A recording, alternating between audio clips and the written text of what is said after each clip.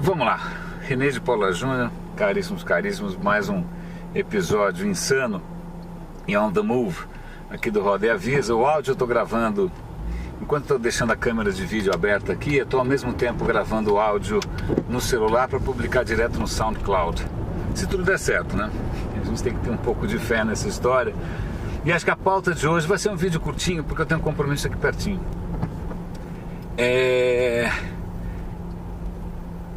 É uma questão talvez mais básica e menos racional e técnica, e argumentativa e lógica do que qualquer outra, que é por que alguns de nós são otimistas incuráveis e outros pessimistas crônicos, né? Eu digo isso porque eu já deve ter tocado nesse assunto tangencialmente aqui, sei lá, ou mais diretamente em alguns momentos, mas eu acho que grande parte, continuo achando, da nossa relação com a tecnologia, com a inovação, com o digital, ela tem um componente fortemente racional. Não que isso seja ruim, porque é inevitável ter algum afeto, né, com relação a qualquer coisa, né? Eu acho que é inevitável.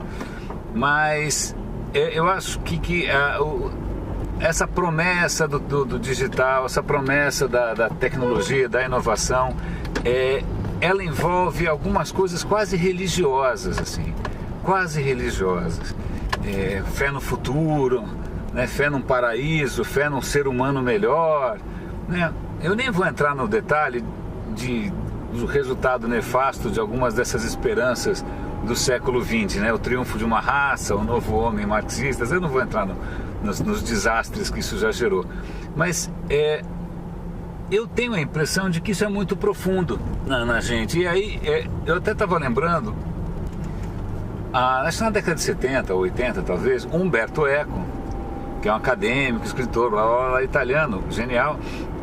Ele escreveu um livrinho há algum tempo atrás que chamava Apocalípticos e Integrados. Ele falava isso pelo seguinte, porque segundo ele, todos os intelectuais se dividiam em dois times, em duas facções, em dois tipos de comportamento padrão. Ou você acreditava, né, que o mundo estava acabando, que era o fim da civilização, que a cultura, o ocidente, o diabo a quatro estava indo para o saco, então você era um apocalíptico.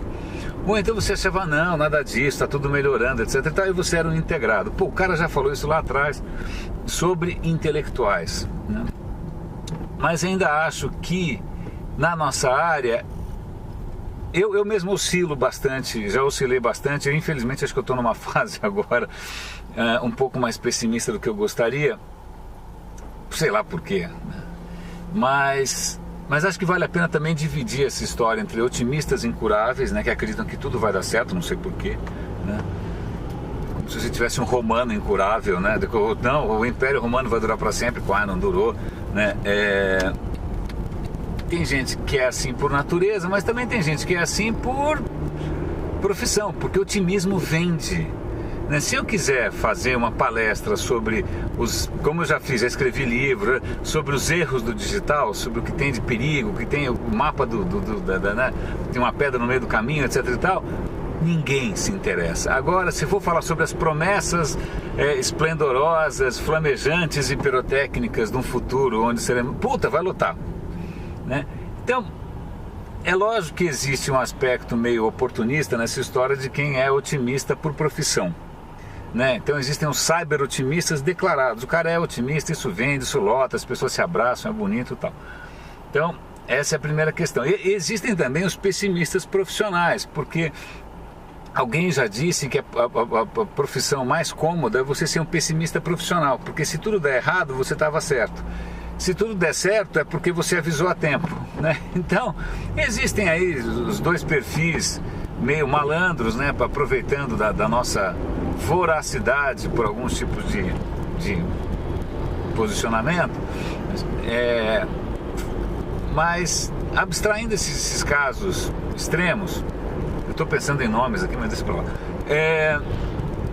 eu ainda me pergunto por que algumas pessoas, mas deve ser talvez uma pergunta tão fútil, tão inútil, quanto perguntar por que algumas pessoas são bem-humoradas, por que algumas pessoas são amorosas, por que algumas pessoas são perpetuamente céticas ou cínicas, vai ver que esse troço é genético, vai ver que esse troço é alguma molécula bizarra, uma hora você vai tomar uma pilulinha e vai achar tudo ou cor-de-rosa ou cinza, eu não sei, né?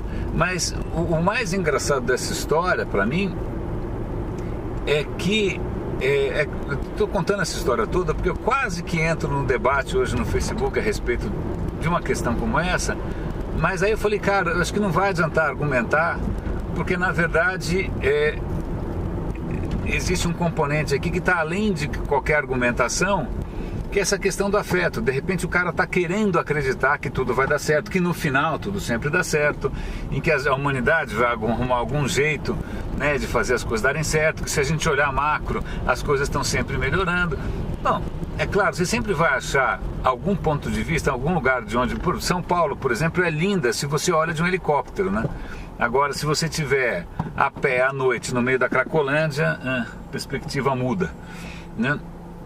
Você sempre vai achar algum ponto de vista, alguma maneira de olhar a história humana em que você pode ter tanto uma conclusão quanto a outra. Não tem palavra final, né?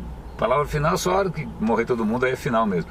Mas não tem palavra final. Então, mas fica aqui essa história, né? Aí, em suma, eu acabei interrompendo aquela discussão porque eu achei que fosse inútil, que fosse, a gente ia acabar trocando farpas, tá? Quando no fundo eu talvez esteja nesse momento com uma coisinha quebrou o brinquedinho da minha fé, né? A minha fé nessa história toda quebrou, né?